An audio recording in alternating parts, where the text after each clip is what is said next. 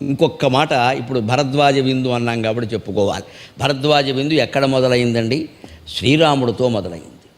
అరణ్యవాసానికి సీతారామ లక్ష్మణులు వచ్చినప్పుడు భరద్వాజాశ్రమంలో ఆగమని చెప్పాడు మహర్షి. దర్శనార్థం వాళ్ళు వస్తే, మహారాజు వచ్చావు, నీ దర్శనం కోసం నేను చూస్తున్నానయ్యా, ఉండవయ్యా అన్నాడు. అంటే రాముడు 1 గంట 2 గంటలు ఉన్నాడు. మహర్షి నేను వెళ్ళొస్తానన్నాడు. ఎందుకంటే ఆయన మహర్షి ఎలా ఉన్నాడో చూశారు కదా, అలా కాళ్ళు పెట్టుకుని ఆయన తపస్సు చేసుకుంటూ ఉన్నాడు. కమండలం తప్పితే ఏం లేదు అక్కడ. ఈయన ఏం భోజనం పెడతాడు రాత్రికి? అందుకని రామచంద్రుడు పాపం ఎదుటి వాళ్ళ కష్టాల గురించి ఆలోచిస్తాడు కదా. మహర్షి నేను వెళ్ళొస్తానంటే, రామా నువ్వెందుకు సందేహిస్తున్నావో నాకు అర్థమైంది, నేను భోజనం పెట్టలేనన్నా, నీకు కావలసిన మహారాజు భోజనం పెడతాను, ఉండవయ్యా అన్నాడు. కాదంటే చెప్పిస్తారు వీళ్ళతో గొడవ. అందుకని సరే మహర్షి, మీ ఇష్టం, మీ ఆజ్ఞ, నేను కాదనలేను. సీతారామ లక్ష్మణుల ముగ్గురికి అప్పుడు వచ్చింది వాళ్ళే కదండి పెడుతుంటే, మరి వాళ్ళ ముగ్గురికి రాజోచితమైన వనవాసంలో కూడా ఉన్నాడు కాబట్టి ఇది తినచ్చు ఇది తినకూడదనే నిబంధనలు ఉంటాయి. ఆ ప్రకారం భరద్వాజ మహర్షి భోజనం పెట్టాడు. ముగ్గురికి పెట్టడం పెద్ద విషయం కాదు. పైగా అప్పటికింకా వెనకాల కూడా కొంతమంది జనం ఉన్నారు. చిత్రకూటానికి వెళ్ళమని చెప్పింది ఆయన, అక్కడి నుంచి చిత్రకూటానికి వెళ్ళాలి. అప్పటి వరకు కొంతమంది జనం ఉన్నారు, వాళ్ళకే పెట్టాడు. అంతేకాదు, రాముడికి మరోసారి ఈయన విందు చేశాడు. మొత్తం యుద్ధకాండ అయిపోయిన తర్వాత రావణాసురుని జయించి తిరిగి వచ్చేటప్పుడు కపిసైన్యంతో సహా మళ్ళీ వస్తే యుద్ధకాండలో కూడా భరద్వాజుడు విందు చేశాడు సీతారామ లక్ష్మణులు అందరికీ కూడాను. కపిసైన్యానికి వాళ్ళు కొన్ని కోట్ల మంది ఉన్నారు ఏకంగా, అందరికీ విందు చేశాడు. అందరి విందుకి ఒకటే లెక్క, మీకు ఏమిటో తెలుసా? వరుణ మంత్రంతో చేశాడు. ఆయన కామధేనువు కాదు, జమదగ్గిని కామధేనువుతో చేశాడు. వశిష్ఠుడు కామధేనువు కారణంగా చేశాడు. భరద్వాజుడు ఇంత విందు ఎలా చేయగలిగాడు అంటే వరుణ మంత్రాన్ని జపించాడు. వరుణం అంటే సముద్రం. సముద్రంలో తీరని కోరికలు ఉండవు. వరుణ మంత్రానికి యజ్ఞాలు, వరుణ మంత్రం జపం చేస్తే వర్షాలు కురుస్తాయి, అన్నం దొరుకుతుంది, ఉద్యోగాలు దొరుకుతాయి, వివాహాలు అవుతాయి, సంతానం కలుగుతుంది. వరుణుని దైవల సంతానం కలిగిన కథలు పురాణాల్లో చాలా ఉన్నాయి. ఆ వరుణ మంత్ర జపంతో మొత్తం ఈ సీతారామ లక్ష్మణులందరికీ కూడా ఆయన సైన్యంతో, కపి సైన్యంతో సహా విందు చేశాడు. ఇంత అయ్యాక రాముడు ఏదన్నా ఇవ్వాలి కదా. ఆయన ఏమీ అనకుండానే భరద్వాజుడు అన్నట్ట, రామచంద్ర వెళ్ళేటప్పుడు వచ్చేటప్పుడు కూడా నా మాటకి విలువిచ్చావయ్యా, ఉండమంటే ఉన్నావు.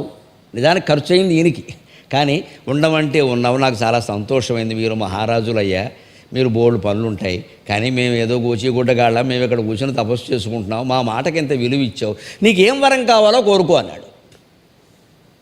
మన బోటుగాళ్ళం ఎవరమైనా సరే మన పిల్లల గురించో మన వంశం గురించో భీమవరంలో మొత్తం ఖాళీ స్థలాలన్నీ నా పేరు రాసేసి ఉండాలనో కోరతాం ఖచ్చితంగా. మరి మహర్షి అంతవాడు దొరికాడు, మనం వదిలిపెడతామా? ఆయన అటు రామచంద్రమూర్తి మహారాజు, ఆయనకి దానం తప్పితే యాచకత్వం లేదు. మహారాజు ఎందుకుంటాడు అలాగా? ఆయన వెంటనే ప్రజలందరికీ ఉపయోగపడే కోరిక కోరాను, స్వామి నేను వెళ్ళి రాజ్యపాలన చెయ్యాలి, అయోధ్య రాజధాని, అందుకని రాజ్యపాలన అంటే కేవలం ఏదో కూర్చుని మంత్రివర్గ నిర్మాణమును ఆ పైనేమో టీటీడీ బోర్డు కమిటీ నిర్మాణం చేయడం ఇది కాదు రాజ్యపాలన, కమిటీలు వేసేయడం ఇది కాదు ఇక్కడ లెక్క.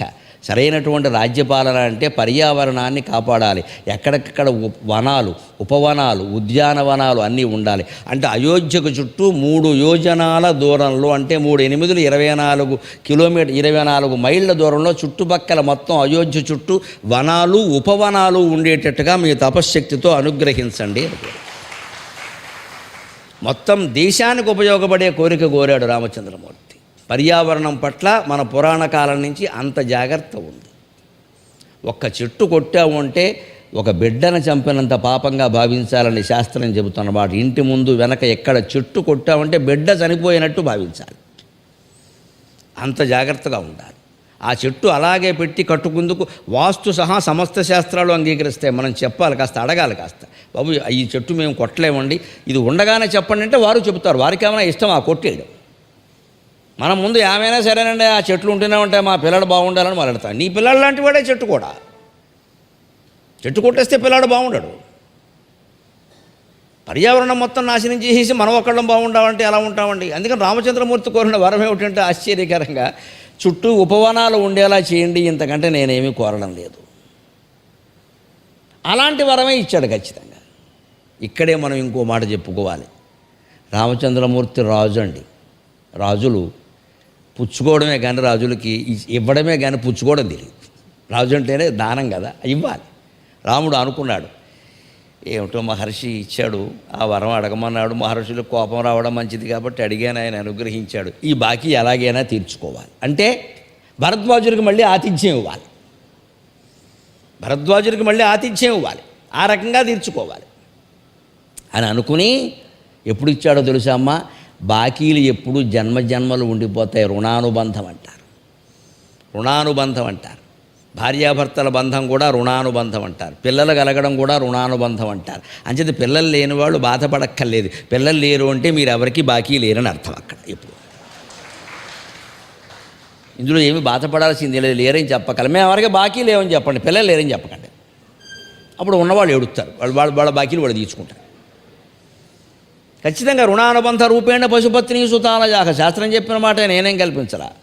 పశువులు, భార్య, భర్త, పిల్లలు, ఈ బంధాలన్నీ కూడా రుణాన్ని బట్టి ఉంటాయి. నీకు రుణం ఉంటే పిల్లలు కలుగుతారు, లేకపోతే కలరు. కేవలం స్త్రీ పురుష సంపర్కానికి, శారీరక విషయానికి సంబంధించింది కదా. మనకి యోగం లేనప్పుడు సంతానం కలగరు. యోగం లేదంటే బాధ అనుకోక్కర్లేదు, వాళ్ళకి సంబంధించిన బాధలు కూడా లేవుగా మనకి. అది బాధ అని ఎందుకు అనుకోవాలి? యోగం లేదంటే యోగం లేదు. యోగం అనేది రెండు మాటలు. యోగం అంటే మంచి కాదు చెడ్డ కాదు, రెండు ఉన్నాయండి. శుభాశుభాలు, శుభయోగం దుర్యోగం రెండు ఉంటాయి. ఇది శుభయోగమే కావచ్చుగా. తీర్థయాత్రలు చేయొచ్చు, సుఖపడచ్చు, ఆనందించవచ్చు, హాయిగా సొంత డబ్బు ఖర్చు పెట్టుకోవచ్చు, దాన ధర్మాలు చేయొచ్చు. సంతానం ఉంటే ఈ స్వేచ్ఛ ఉందండి. 200 కోట్లు సంపాదించారు, ఇద్దరు చెరో 100 కోట్లు పట్టుకుపోతారు, మళ్ళీ తండ్రిని వృద్ధాశ్రమంలో బారేస్తారు. వాడికి ఎక్కువ ఇచ్చామంటారు ఏమన్నా అంటే. ఇంత ఇచ్చి ఎక్కువ ఇచ్చిందంతా 10,000. ఒకడికి 100 కోట్లు ఇచ్చి ఇంకొకరికి 99 కోట్ల 90,000 ఇచ్చారనుకోండి, 99,90,000 ఇచ్చారు. అదిగో నాన్న నాకు 10,000 తక్కువ ఇచ్చాను వీడు దెబ్బలాడతాడు. ఈ ఇచ్చిన 100 కోట్లు పోయాయి, వాడితో పోల్చుకుంటాడు. ఇదా మనం కోరుకునే సంతానం? కొంపలు అంటుకున్నా ఈ సంతానం లేకపోతే. అంటే సంతానం లేరు అంటే బాకీ లేము, ఎవరికేం చెప్పాలి గర్వంగా, మేము బాకీ లేవండి కాబట్టి మాకు లేదు పో అని చెప్పాలి. నువ్వు బాకీ ఉన్నావు తీర్చుకో. ఈ బాకీ ఏనండి మనిషికి ప్రమాదకరమైంది. రామచంద్రమూర్తి ఆలోచించాడు, ఎలాగైనా భరద్వాజుడికి తిరిగి విందు చేసి రుణం తీర్చుకోవాలి, లేకపోతే మనం బాకీ అందులో మహర్షులకు అసలే బాకీ పడకూడదు, అది తీర్చలేని రుణం. ఎప్పుడు తీర్చుకున్నాడో తెలుసా? ఆశ్చర్యం, శ్రీకృష్ణావతారంలో ఆ రుణం తీర్చుకున్నాడు. రామావతారానికి సంబంధించిన ఘట్టాలకు సంబంధించిన కొన్ని ప్రశ్నలకి సమాధానాలు, కొన్ని అసంపూర్తి కథలకి పరిపూర్తులు సీరియల్లాగా కృష్ణావతారంలో కనపడతాయి. ఆ రెండు కలిపి చదువుకుంటే రామాయణ భారత భాగవతాలు అప్పుడు మనకు అర్థమవుతాయి.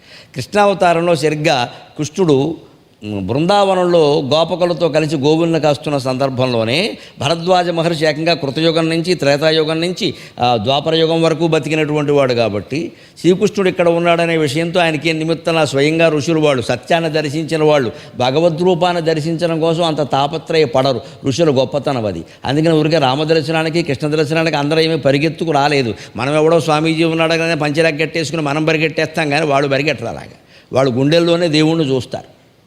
మన కాస్త ఇక్కడ ఎవరికైనా ముత్యాలమ్మ పూనింది అనగానే మొత్తం భీమవరం అంతా అక్కడే ఉంటుంది. ఎవరికో ఏదో జరిగింది అనగానే మనం వెళ్ళిపోవడమేనా? వెంటనే ఆలోచించవలసింది ఒకటే, మనకెందుకు జరగదు అది? వారు చేసింది మనం ఇక్కడ చేద్దాం, తేలిపోతుంది. అది దర్శించడమే పుణ్యం అనడం, అక్కడ పీఠం పెట్టేయడం, చందాలు పోగిపోవడం, బ్లాక్ మనీ మొత్తం పోగిపోవడం అక్కడ. అందుకే అనవసర పీఠాలన్నీ వెలుస్తున్నాయి. అది మన ఇంట్లో ఎందుకు జరగదో ఆలోచించాలి ఖచ్చితంగా. అప్పుడు ఆ మాయలో పడకుండా ఉంటాం. అందుకే కృష్ణుడు అక్కడ ఉన్నప్పటికీ అవతరించాడని తెలిసినప్పుడు భరద్వాజ మహర్షి కృష్ణ దర్శనం కోసం ఏం తాపత్రయపడ, అవతరించనే దేవుడు అవతరించాడు, ఆయన పని ఆయన చూసుకుంటాడు, మనకెందుకు అన్నాడు. దేవుడు ఎందుకు అవతరిస్తాడు? ధర్మ సంస్థాపనార్థాయ సంభవామి యుగే యుగే, ధర్మ సంస్థాపన కోసం. కానీ ఋషుల జీవితాలు ఏమిటో తెలుసా? సత్యప్రతిష్ఠ కోసం ఋషులు జీవించారు. సత్యప్రతిష్ఠ, ధర్మం కంటే సత్యం గొప్పది. ధర్మం అశాశ్వతం, చెప్పలేమండి. ఇవాళ ఒకలా ఉంటుంది, రేపు ఒకలా ఉంటుంది. ధర్మం మారిపోతుంది, సత్యం ఎప్పుడూ మారదు. మారని సత్యాన్ని పట్టుకుని నిష్ఠలో ఉన్నవాళ్ళు ఋషులు. ధర్మ సంస్థాపన అటు ఇటు అయిపోతుంటే చేసినవాడు అవతార పురుషులు. అందుకే నేను మొహమాటం లేకుండా చెబుతున్నా, అవతార పురుషులందరికంటే ఋషులు చాలా గొప్పవాళ్ళు. వాళ్ళ తపస్సే సత్యాన్ని నిలబెట్టి. మనం స్ఫూర్తి పొందవలసింది ఋషుల నుంచి. మీరు వీలైతే ఈ సమావేశాలు ముగిసేలోగా ఎప్పుడైనా అలా అనుమతి తీసుకుని వచ్చి ఆ ఫోటోలు తీసుకుని ఇంట్లో ఫ్రేములు కట్టించి పెట్టుకోండి అమ్మ. 7 ఋషులవి కూడా. అలా ఉన్న ఫోటో మీరు ఫోన్లో అడ్డమైన వాళ్ళు ఫోటోలు తీస్తున్నారు కదా, సెల్ఫీలు గిల్ఫీలు అంటున్నారు. వీళ్ళతో దిగండి ఓ సెల్ఫీ, ఓ ఫోటో దూరం నుంచి. మీరు మళ్ళీ పక్కన ఉండదు, మన పాడు మొహం వాళ్ళ పక్కన ఎందుకు పని లేక. సెల్ఫీ వద్దు, వాళ్ళతో దిగకూడదు. వాళ్ళతో దిగడానికి మనం అవ్వడమండి, మనం దిగిపోకుండా కాపాడేవాడు వాడు. అందుకని మనం దూరం నుంచి ఆ 7 ఫోటోలు తీసుకుని సెల్ ఫోన్లో నిక్షిప్తం చేసుకుని తర్వాత కావాలంటే దాన్ని ఏవో పెద్దవిగా మార్చుకోవడం, ఫ్రేములు కట్టించుకోవడం ఉన్నాయి. అలా చేసుకుని ఇంట్లో 7 ఋషుల ఫోటోలు పెట్టుకోవడం సకల శుభాలు జరుగుతాయి, గొప్ప స్ఫూర్తినిస్తాయి, ఖచ్చితంగా జీవితానికి స్ఫూర్తినిస్తాయి. వాళ్ళు కూర్చున్న భంగిమలు, జపం చేసే భంగిమలు చూసినా చాలు మనస్సు ఎక్కడికో వెళ్ళిపోతుంది. అసలు మనం ఎప్పుడైనా అలా కూర్చోగలమా? 40 ఏళ్ళు లేకుండా కీళ్ళు నొప్పులు వచ్చేస్తున్నాయి ఆడాళ్ళకి, మోకాళ్ళకి. ఏం కూర్చుంటావు? భరద్వాజ మహర్షిలో కూర్చోగలవా? 2 నిమిషాలు కూర్చోగానే లాగేస్తే కాళ్ళు, మోకాలు చెప్పులు అరిగిపోయాయి. మరి అప్పుడే 2 చెప్పులు వేసారు, ఆయన ఏం చెప్పలేం.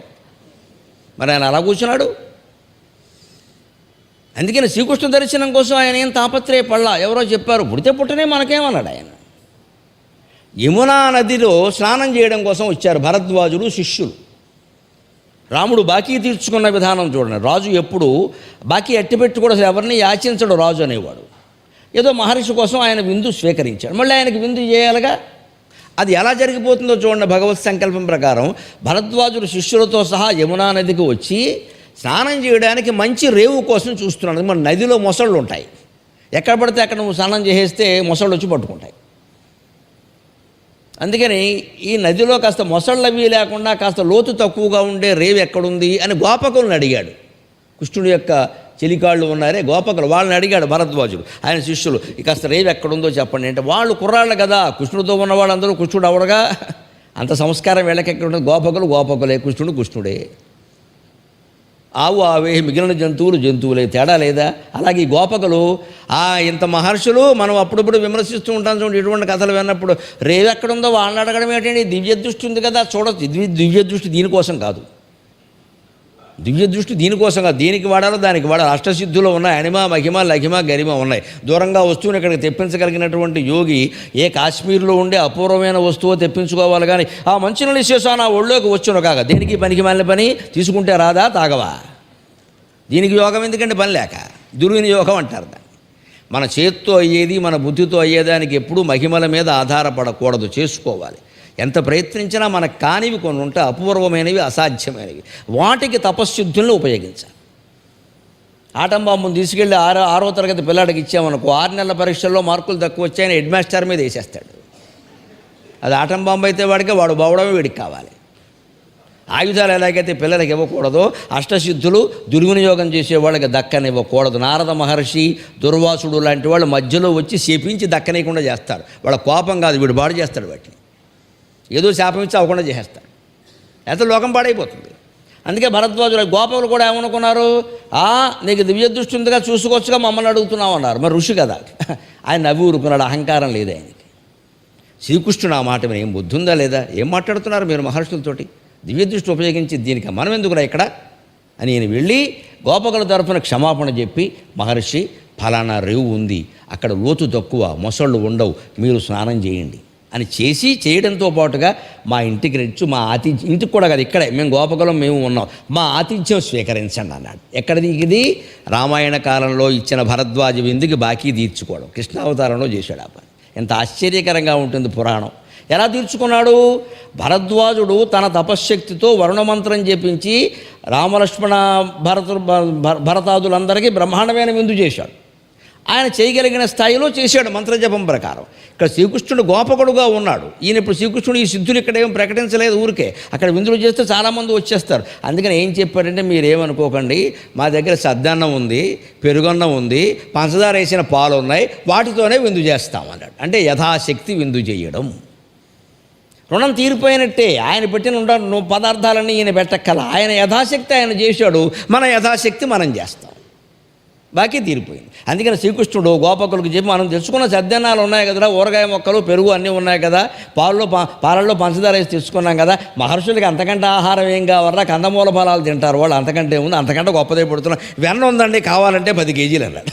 వాళ్ళు తెచ్చుకున్నారు. మరి శుభ్రంగా భరద్వాజ శిష్యులందరికీ వెన్న పోసేసి, పంచదార వేసిన పాలు వేసి, ఈ పెరుగు వేసి, ఊరగాయ ముక్కలు వేసి చద్దన్నంతోనే భోజనాలు పెడితే ఆ మహర్షి పరమసంతృప్తి పడి తనలో తానే నవ్వుకున్నాడు. రామా, బాకీ తీర్చుకున్నావయ్యా అన్నాడు. ఎంతైనా రాజువేనయ్యా, బాకీ ఎటు పెట్టుకోవయ్యా, అప్పటి బాకీ ఇప్పుడు తీర్చుకున్నావా మహానుభావ, నీకు నమస్కారం. రామాయ రామభద్రాయ రామచంద్రాయ వేధసే రఘునాథాయ నాథాయ సీతాయా పతయే నమః. ఇక అసలైన భరద్వాజ విందు వేరే ఉంది, అది చూద్దాం.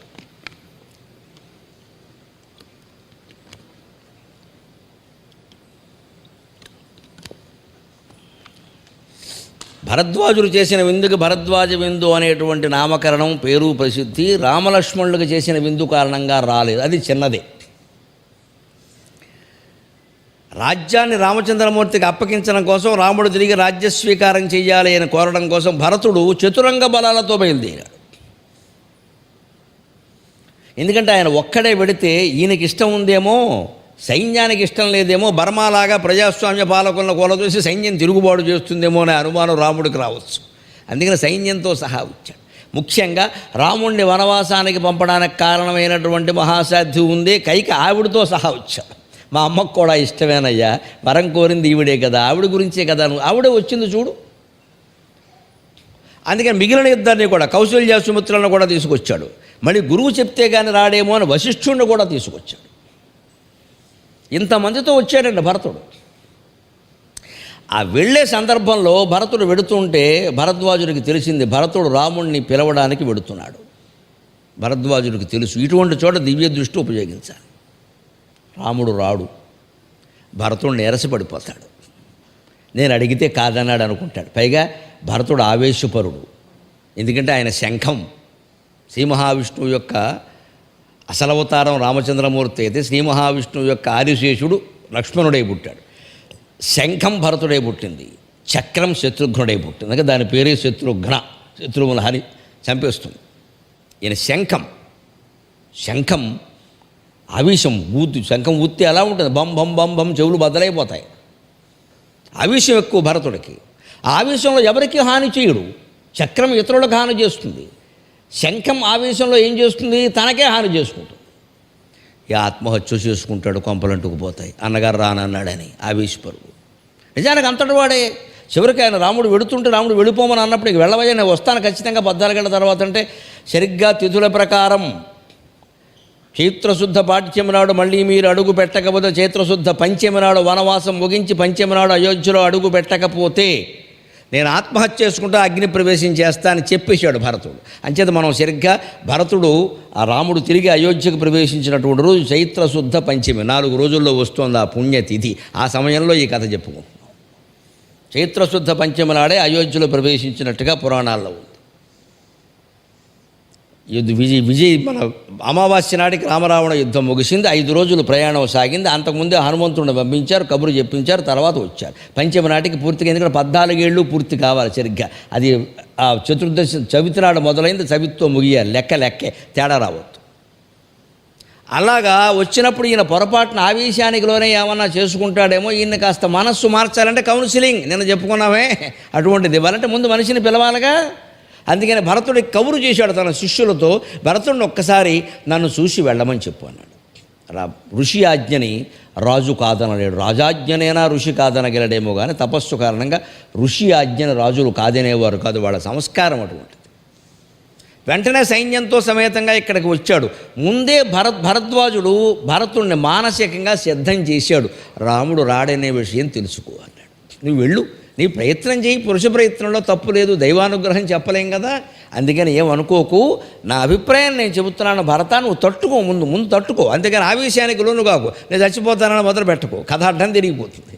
అందుకని రాముడు రాడు, నా ఉద్దేశం ప్రకారం రాముడు రాడు, నువ్వు మానసికంగా సిద్ధంగా ఉండు. ఈ మానసికమైన కౌన్సిలింగ్, లేకపోతే భరతుడు ప్రమాదకారి, వాళ్ళ ఆవేశాలు వాళ్ళకున్నాయి అని చెప్పి అప్పుడు ఆయన ఇంక నేను బయలుదేరతానండి అంటుంటే, లేదు నా ఆతిథ్యం స్వీకరించమంటే, మహర్షి మీరేమనుకోవద్దు, ఎలా ఇస్తారు ఆతిథ్యం, ఎంతమంది ఉన్నారు ఇక్కడ, 1,00,000 మంది ఉన్నారండి వీళ్ళంతా కలిసి, వీళ్ళందరికీ మీరు భోజనం, మిమ్మల్ని శ్రమ పెట్టడమే కదా, వద్దండి ఆతిథ్యం అంటే. అప్పుడు రాజులు కూడా భరతుడైనా రాముడైనా ఎలా ఆలోచించారో చూడండమ్మా. సన్యాసి ఆశ్రమానికి వెళ్ళినప్పుడు మనం భోజనం చేయకుండా వెనక్కి వచ్చేయడమే మంచిది. వారు పెట్టినా సరే, స్వామీజీల పీఠాలకు వెళ్ళినప్పుడు అక్కడ మనం భోజనం చేయడం మొదలుపెట్టామనుకోండి, ఏం జరుగుతుందో తెలుసా, అక్కడ విరాళాలు వసూలు చేయడం ప్రారంభమవుతుంది. 100 మంది వస్తారు, ఎవరు పెడతారు భోజనాలు అనగానే ఓ రెడ్డి గారో, ఓ చౌదరి గారో, ఓ రాజుగారో తయారైపోతారు. ఇక అక్కడి నుంచి వారికి ప్రాధాన్యం. అక్కడి నుంచి ఆయన ఉంటాడు, వచ్చినవాడు తిన్నగా ఉండడు, వాడికి పేరు కావాలి, ఈ స్వామీజీ కీర్తి కావాలి. అందుకే ఇక్కడ భోజనశాల ఒకటి కడితే అంటాడు, కడతారు. బాగా తింటారు, రోగాలు వస్తాయి. ఆసుపత్రి కూడా ఒకటి కడితే కడతారు, సన్యాసం పోయింది. ఆసుపత్రి భోజనశాల మిగిలాయి. జరుగుతున్న భాగవతం అదే. నిజంగా మీరు స్వామీజీ అయితే, నిజంగా మీరు పీఠాధిపతి, నిజంగా మీరు సన్యాసి అయితే తపస్సు తప్ప వేరే కార్యక్రమం ఉండకూడదు. నాకేం మొహమాటం లేదు చెప్పడానికి. అది ఒక్కటే చెయ్యాలి. మిమ్మల్ని దర్శించిన వాడు దర్శించి వెళ్ళిపోవాలి. కాఫీ కూడా తాకూడదు, అక్కడ ఏర్పాటు ఉండకూడదు. పీఠం అంటే అంతే. 5 స్టార్ ఏర్పాట్లన్నీ జరిగిపోతున్నాయండి పీఠాల్లో. పైగా భక్తులు ఆ డబ్బున్న వాళ్ళకు ఒక రకంగా, లేని వాళ్ళకు ఒక రకంగా. ఇంకా మొత్తం ఊరికే లాడ్జీల్లో తయారైపోతే హోటల్స్ లాగాను. దీనికోసం విరాళాలు మొదలవుతాయి. విరాళాలు ఊరికే వస్తాయండి. ఎలా ఇస్తారండి విరాళాలు నాకు తెలుసమ్మా. అందుకే నేను ఇంతవరకు గుడి కట్టలేదు, గోశాల పెట్టలేదు, ఏమీ కట్టలేదు. సంసారం తప్ప, కట్టుకున్న బట్ట తప్ప ఇంకేం కట్టలేదు. విరాళాలు మొత్తం బ్లాక్ మనీ. రకరకాలుగా చేసి ట్యాక్స్ కట్టకుండా సంపాదించిన సొమ్మంతా మా యదాన బారేస్తారు పట్టుకొచ్చి ఇక్కడ. మేము దీనికి లెక్కలు చెప్పుకోలేక అబద్ధాలు ఆడతాం. ఈ పాపం ఎవరిది?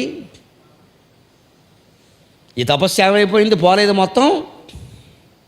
అక్కడి నుంచి వారంతల వారి ఇస్తారు. ఎందుకు ఇచ్చారో ఆలోచించి. ఊరికే ఇస్తారా? వారికి ఎక్కువ ఇచ్చారు. ఇక్కడ ఎక్కువైతే 20 లక్షలు గ్యాస్ స్టవ్ మీద కాల్చేస్తారు. చూశాంగా పేపర్లో.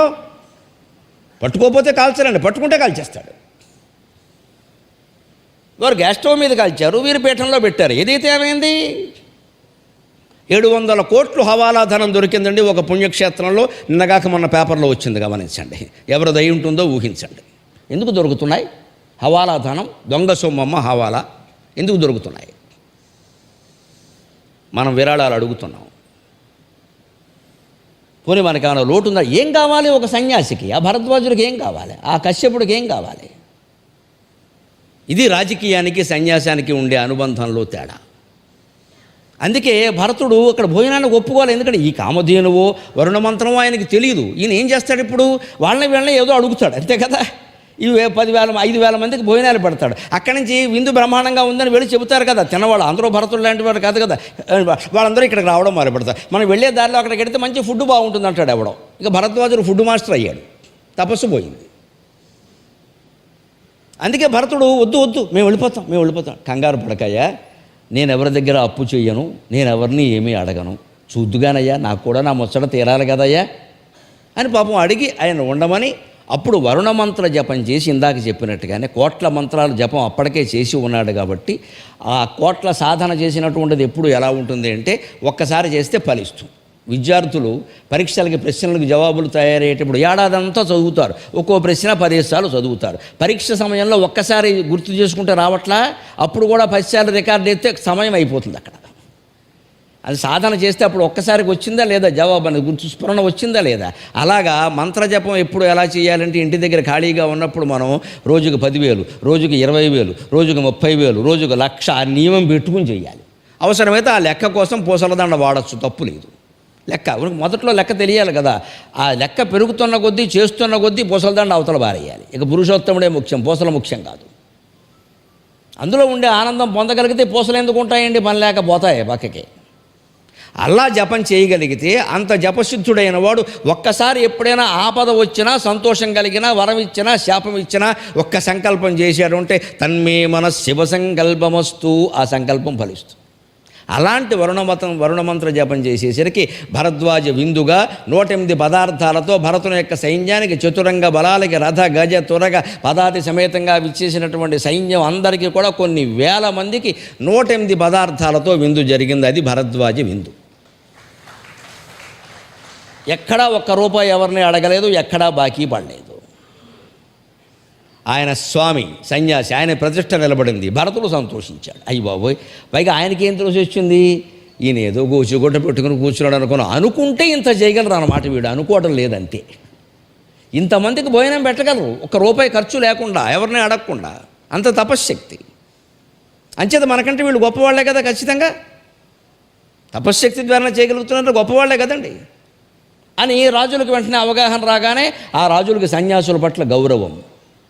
అందుకే ఏదైనా రాజ్యం సంక్షోభంలో వస్తే భరద్వాజుడు కాపాడినట్టే ఈ సన్యాసులు సలహా ఇచ్చి కాపాడేవారు. సలహా ఇచ్చిన వెంటనే మళ్ళీ అరణ్యానికి వచ్చేసేవారు. అక్కడ రాజుగారి పక్కనే డూప్లెక్స్ కట్టుకుని కాపురం పెట్టేవారు కాదు. కుదరదు, మళ్ళీ చెడిపోతుంది. అది నిజమైన సన్యాసం. అది భరద్వాజుడు. ఆ విందు ఎలా ఉంది అంటే పద్యంలో చెప్పుకుంటే మనకు ఆనందం. నాకు ఆ విందు గురించి చదవగానే ఓ పద్యం అల్లుకుంటే బాగుంటుంది, విందు లేకపోయినా పద్యమైనా మిగులుతుంది అనుకోండి. నాకు దోచిన పదార్థాలన్నీ నేను అల్లేశాను. అందులో భరద్వాజుడు పెట్టాడో లేదో నాకు తెలియదు కానీ కొలువైయుండెను మిర్పకంది పొడితో గోంగూర బచ్చళ్లతో, కొలువైయుండెను మిర్పకంది పొడితో గోంగూర బచ్చళ్లతో, వెలుగుల్ జిమ్మెడు శాకపాకములతో వేపుళ్లతో వెన్నతో, వెలుగుల్ జిమ్మెడు శాకపాకములతో వేపుళ్లతో వెన్నతో, పులకల్ రేపెడు ఆవకాయ రుచితో పూర్ణాలతో నేయితో, పులకల్ రేపెడు ఆవకాయ రుచితో పూర్ణాలతో నేయితో, బళిరా విందుల రాజులియ్యవి బళిరా విందుల రాజులియ్యవి భరద్వాజంబులౌ విందులే. నాకు కావలసిన పదార్థాలు ఏవో నేను చెప్పేశాను, మీ ఇంటికి వచ్చినప్పుడు అవి పెట్టేయండి సరిపోతుంది. శుభ్రంగా ఆవకాయ ఉండి బూరెలుండి బూరెకి కన్నం వేసి అందులో నెయ్యి వేస్తే ఎన్ని ఎకరాలు పోతే ఎవరికి కావాలండి, అది వేరే విషయం. ముందు నొక్కేస్తాం అంతే. పైగా అంటారు సరదాగా ఆక్షేపిస్తూ బ్రాహ్మణుల్ని, బూరికి అన్నం వేసి నెయ్యి వేస్తారు అందుకే పోయేస్తారు, ఆస్తులు పోయి అంటారు. పొరపాటమ్మ, అది మామూలుగా సరదాగా అనుకునే మాట. ఆ పూర్ణం బూరులో మీరు అంత కన్నం పెట్టి నెయ్యి వేయకపోతే అది అరగదండి. అది శనగపిండి లోపల, శనగపిండి అరగదండి. మీరు కోడీలు తినండి ఎలా ఉంటుందో, అరగదండి అంత తేలిగ్గా. అది శనగపిండి ఎక్కువ తినకూడదు, శనగపిండితో చేసిన పదార్థాలు అరగవు, మీకు కష్టం. అది ఆ శనగ పూర్ణమే కదా, అది అరగాలంటే నెయ్యి వేయాలి. అది మీరు అన్నం పెట్టి వేసి అంతే వేయాలి, చొక్కేస్తే కుదరదు అక్కడ.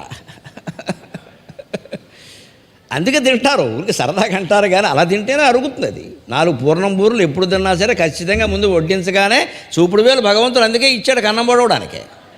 లేకపోతే ఎందుకు ఇది, దాంతో పొడవాలి, దాంట్లో శుభ్రంగా నెయ్యి వేయాలి.